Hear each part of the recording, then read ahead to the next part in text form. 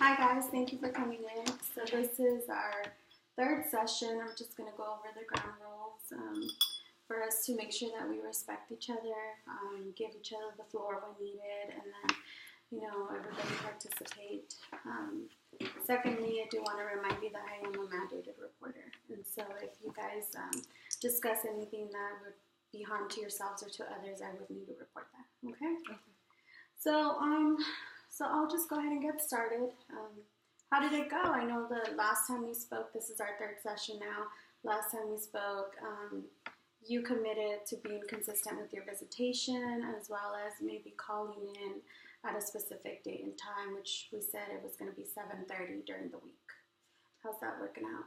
She was consistent for maybe 3 weeks, but the last 2 weeks she kind of fell off. Okay. Can you tell me how that made you feel?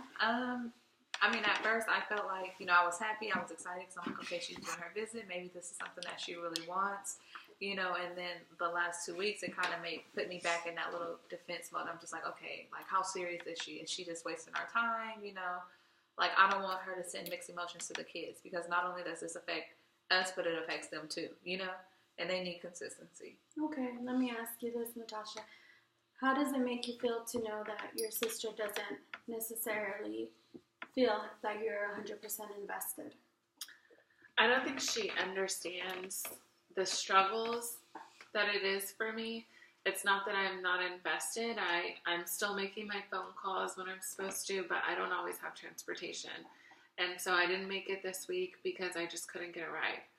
So I don't think she understands, what my life is like, and it's really difficult for me to stop using, and I've really tried to get rides, but I don't always have them. So it's not that I'm not invested. I feel like she's making excuses because we've on several occasions offered to get transportation for her, to the visits, because my thing is like, my overall goal is I want her to be able to be reunified with her children, But I want to make sure that she's also in a good state of mind to have them. Like I don't want to send them back home if she's going to continue to do drugs, if she's going to continue to be inconsistent, Okay. How does that make you feel? I can understand what she's saying, but again, we've just never been able to relate to each other. I don't think she sees what I'm going through and how hard I am trying. What goes through your head that doesn't allow you to accept the help when it's being offered? Like she said, the transportation. I don't know what she mean. I mean, she won't pick me up. She's made it clear that she won't pick me up. So I don't know, the arrangements we've talked about. It's just not that easy. I don't really have a stable place to live. So sometimes, I'm at different places and I don't always know where the bus stops are, or sometimes I have friends that can give me rides and then sometimes I don't. So it's hard for me too. I'm doing my best. Okay. So what is your goal, Natasha? What do you want to get out of this therapy session? I just want her to understand that I'm trying and I do want my kids and I appreciate her help, but I'm trying to get there and it's not always easy. I know I'm not perfect. What is your goal for this therapy session? I guess, I don't know. I just feel like maybe I need to be at peace with knowing whether or not she's going to change and be okay with that. Overall, I do want her to be able to, leave the drugs alone. And I do want her to get her kids, but I also have to understand that just because that's something that I want doesn't mean that it's going to happen that way. So maybe just being able to accept that she is who she is, and that's what it is.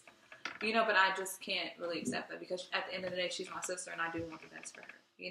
I overall want her to be, I don't want her to be on drugs. I want her to be there for her kids. I want us to have the relationship we had growing up. Right now our relationship is pretty strained. It's like a non-existent relationship. We see each other at these sessions, but outside of these sessions, we hardly ever talk.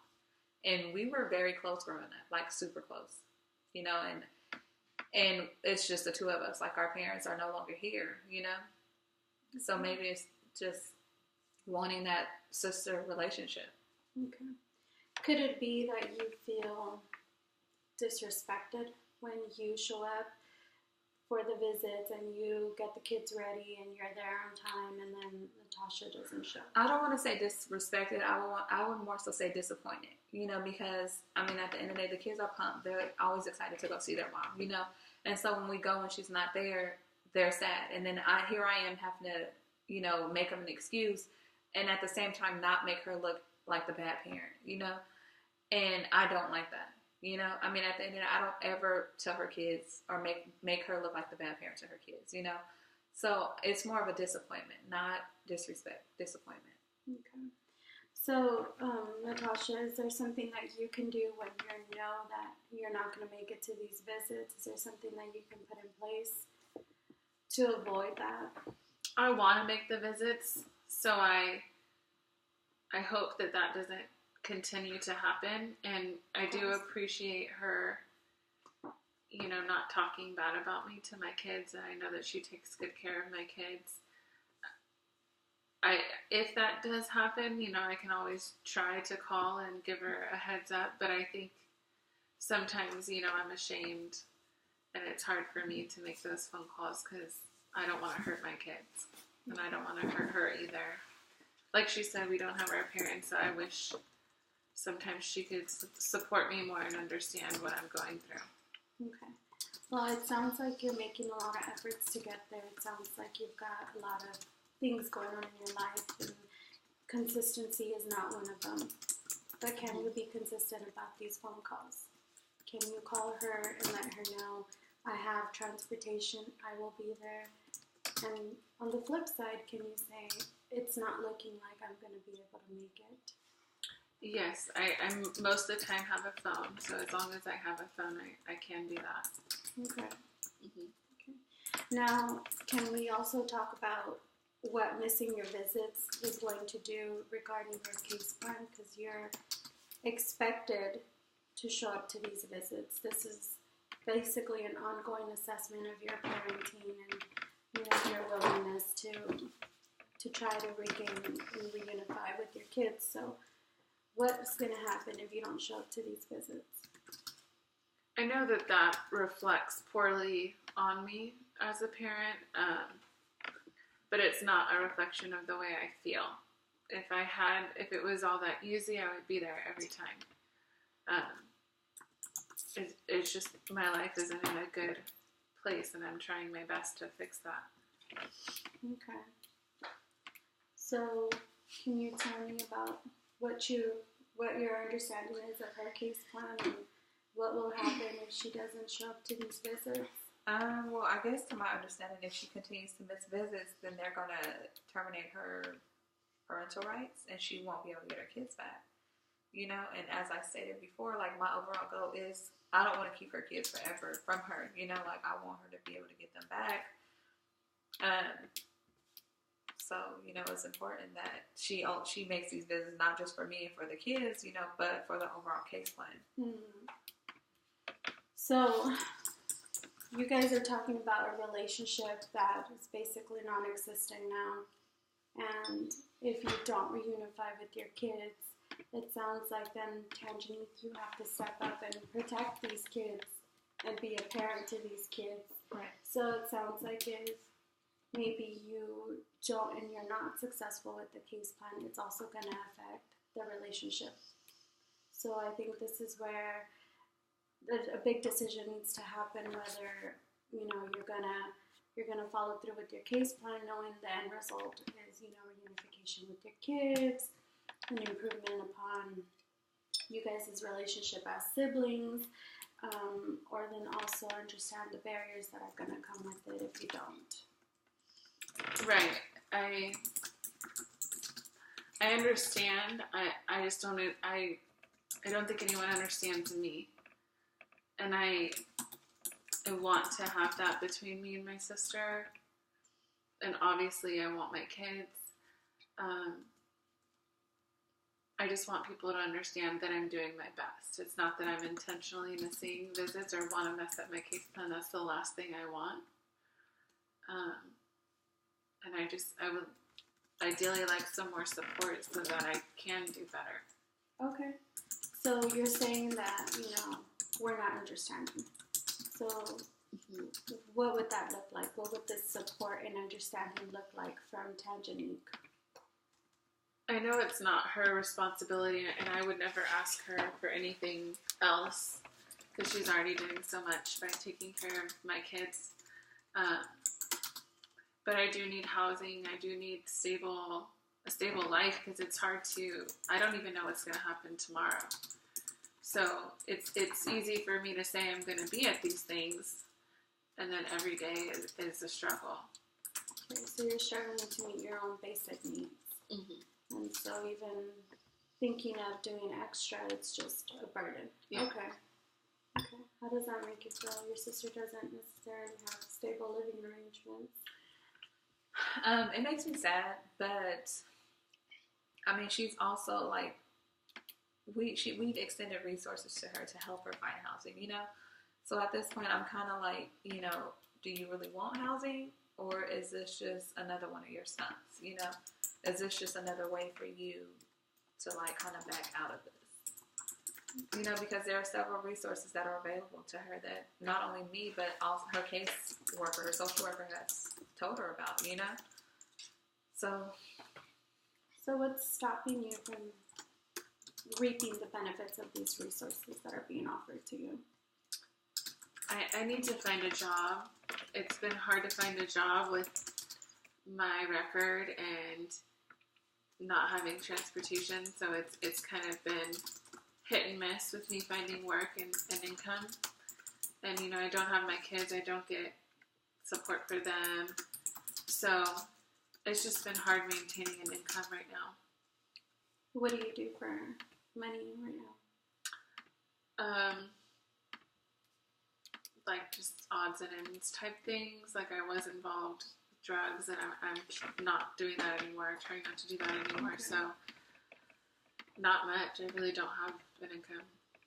Okay. What are the resources? Like, what are your options? You're realistically speaking, something that your caseworker can help you with. I know that she's talked to me about welfare to work and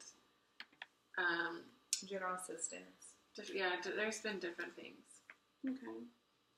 So is it something that maybe you said you needed support, so if Tangenique were to go with you and ask these questions of how do I get general assistance or how do I qualify for welfare to work, is that something that you're willing to follow through on?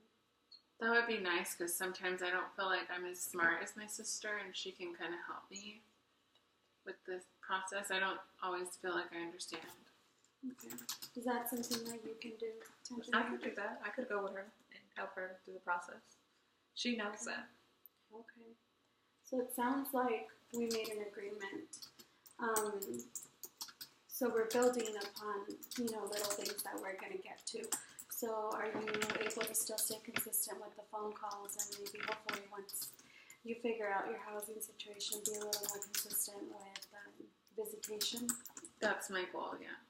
Okay. So the first step is to find you housing. Mm-hmm. So after housing, the expectation is that you're consistent with visitation. Mm-hmm. Are you okay with that? I am, but here's my thing. Like, we need to make sure she keeps up with her visits throughout the process. Like, we can't just put the visits on hold because she doesn't have housing. Like, that, the social worker is not going to be like, oh, you don't have housing, so you don't have to come to your visits. So, I feel like, as far as the phone calls, like, the phone calls are perfect. Like, if you cannot make the visit, give me a call. Of course, I might be disappointed, but I won't have to take the kids, and then we're waiting, and she never shows up. You know, so that's like a situation that I can prevent from them. You know, they won't ever know that we even have this visit scheduled. So I think I'm, like, totally up for the phone calls. Okay. Just letting us know whether or not she's going to make it or not. And then I'm also up for helping her find housing. But I don't think that we should just put the visits on hold until we find housing. So there's urgency on your part to make sure that she doesn't miss these Yes, visits. I don't want her to lose all her rights to her children. Okay. When can you go with her to ask these questions to try to get her set up? Whenever. Okay. The kids are at school from 6 to 2:30, Monday through Friday. So anytime while the kids are at school. Okay, well, today is a Sunday. So would you guys be willing to do that tomorrow? I can do that tomorrow. Okay. Would you guys like to discuss a time and a meeting place? Well, she's gonna have to let me know, call me and let me know where she's at. I can pick her up from wherever she's at. If she can pick me up, I can go. Okay, so then did you guys decide on a time? I can call her first thing when I wake up. It's good for me. I'll be up. I have to get the kids up for school. Okay, so the kids are up early. You probably want to take advantage of the time when they're at school. So does 8 a.m. sound like a good time for you? Okay. I'll be ready. I don't know where I'll be, but I'll be ready. Okay. And it sounds like visits are during the week, but towards the later on towards the week. So hopefully, if all goes well and she's able to get that assistance, then she should be a little more stable to make the visits. Yes. And in the meantime, if not, she can continue calling. Okay. Okay, guys. So do we have any other concerns we want to talk about before we finish up our session? No, I feel like we've gotten a lot accomplished in 15 minutes. Okay. I think it's good. Okay. Well, thank you, guys. Let's go ahead and schedule a follow-up. I'd like to know, especially how housing worked out and how the visits worked out. And I'm sure you're going to want to start spending a little more time with the kids. So maybe once there's more stability, you can start talking to your caseworker about progressive visitation and whatnot. All right, guys. So see you next week. Yes. Thank you. Thank you. I got 16.